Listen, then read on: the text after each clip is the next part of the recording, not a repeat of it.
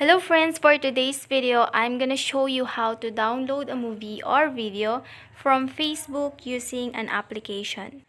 But before we get started, please don't forget to support my channel by clicking the subscribe button and hit the notification bell for you to be updated on my next video.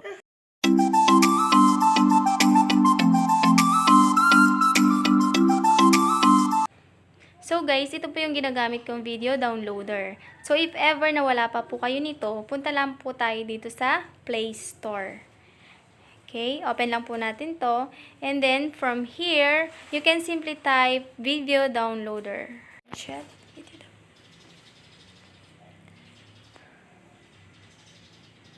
Okay, from here, hanapin po natin yung InShot video downloader. So ito po siya.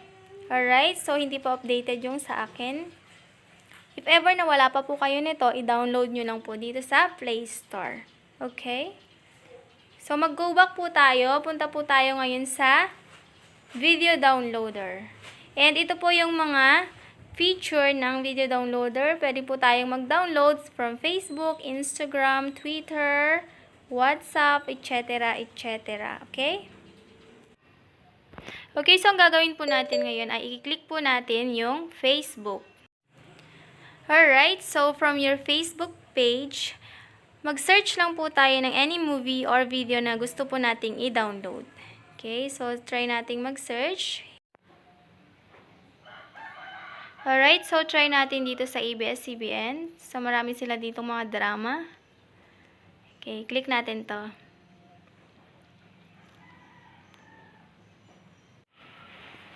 Alright, so mag-scroll down lang po tayo. Mamili po tayo ng ida-download natin dito.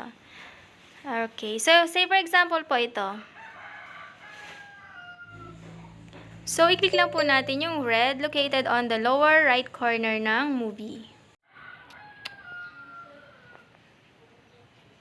Okay, so meron po tayo ditong tatlong choices guys. Itong 720, 480p, and audio. So, ang pipiliin po natin dito ay yung pinakauna. Okay, click lang po natin yun. And then, click po natin yung fast download. Okay, just wait for a moment. So, ito na guys, nagda-download na siya. A few moments later. Okay guys, as you can see, we're almost done. So, just wait for a moment.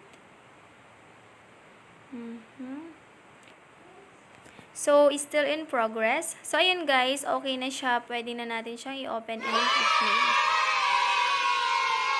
Okay, so ito na yung drama na dinownload natin. So, mag-go back po tayo. Try po natin siyang i-open sa aking video list. Okay. Punta po tayo dito sa aking video. So, as you can see here guys, ito na po yung dinownload nating movie.